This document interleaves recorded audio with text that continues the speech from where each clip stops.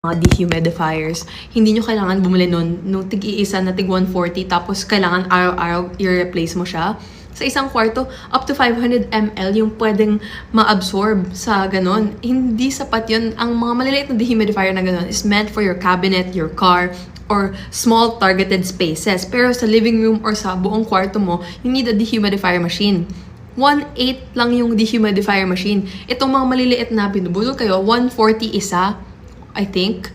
Regardless, it's producing a lot of waste. It's costing you more. You should just buy the machine kasi you just use it. You turn it on, you leave it on for 8 hours, then you empty it. Magugulat ka, ang dami mong makukuha. Please, stop making